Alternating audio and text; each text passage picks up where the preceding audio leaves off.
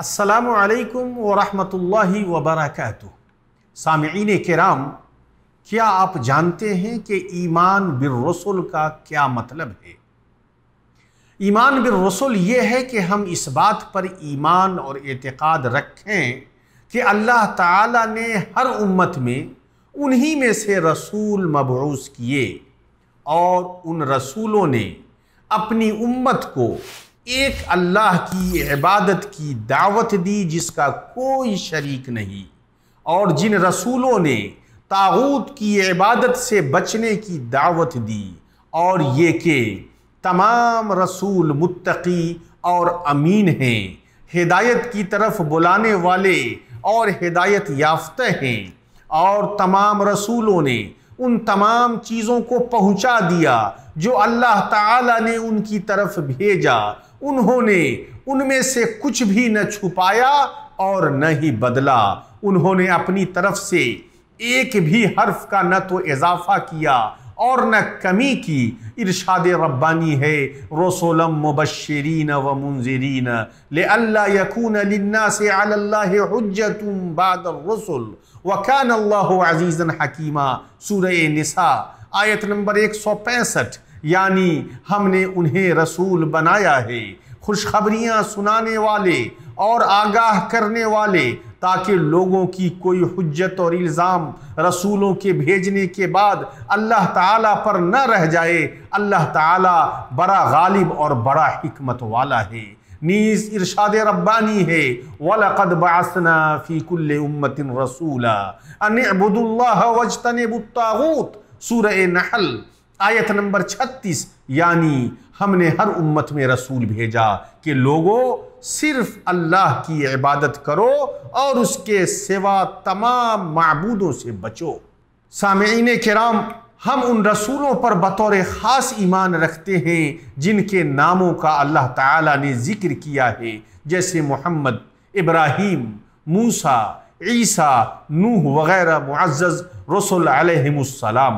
اور اسی طریقے سے جس نے بھی ان میں سے کسی ایک رسول کی رسالت کا انکار کیا تو گویا کہ اس نے تمام رسولوں کا انکار کیا۔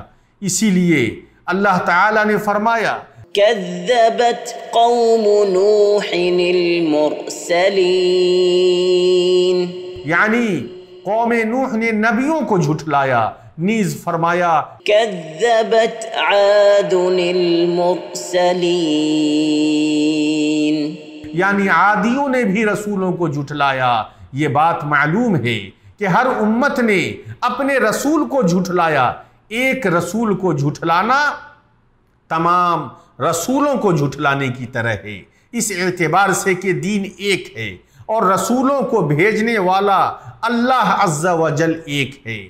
سامعین کرام، اللہ تعالیٰ نے رسولوں کا خاتمہ ہمارے نبی محمد صلی اللہ علیہ وسلم سے کیا، جیسا کہ ارشاد ربانی ہے، ما كان محمد ابا احد من رجالكم ولكن رسول الله وخاتم النبيين۔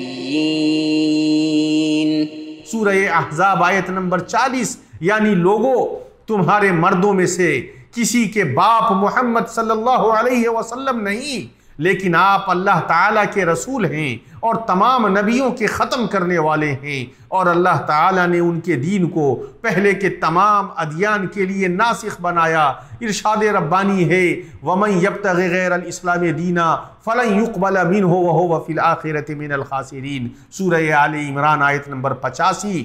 یعنی جو شخص اسلام کے سوا اور دین تلاش کرے اس کا دین قبول نہ کیا جائے گا اور وہ آخرت میں نقصان پانے والوں میں سے ہوگا۔ اور اللہ کے رسول صلی اللہ علیہ وسلم نے فرمایا، وَالَّذِي نَفْسُ مُحَمَّدٍ بِيَدِهِ لَا يَسْمَعُ بِي أَحَدٌ مِّنْ هَذِهِ الْأُمَّةِ یہودی ولا نصرانی ثم يموت ولم يؤمن بالذی ارسلت به الا كان من اصحاب النار۔ یعنی قسم ہے اس ذات کی جس کے ہاتھ میں محمد کی جان ہے، اس امت کا کوئی بھی شخص جو میری بابت سن لے، خواہ وہ یہودی ہو یا نصارہ، اور پھر وہ مرے اور اس چیز پر ایمان نہ لائے جس کے ساتھ میں بھیجا گیا ہوں تو وہ جہنمیوں میں سے ہوگا۔ اس حدیث کو مسلم نے روایت کیا ہے۔ سامعین کرام، جس نے اس بات کا گمان کیا کہ اللہ تعالی محمد صلی اللہ علیہ وسلم کی بعثت کے بعد ان کی شریعت کے علاوہ کسی اور دین کو قبول فرمائے گا تو وہ کافر ہے، اس لیے کہ اس نے قرآن و سنت اور علماء مسلمین کے اجماع کو جھٹلایا۔ ہم اللہ تعالیٰ سے دعا کرتے ہیں کہ تمام مسلمانوں کو ایمان کے تمام ارکان پر اسی طریقے سے ایمان لانے کی توفیق عطا فرمائے جس طریقے سے ہمارے نبی محمد صلی اللہ علیہ وسلم نے ہمیں تعلیم دی ہے اور تلقین کی ہے۔ والسلام علیکم ورحمۃ اللہ وبرکاتہ۔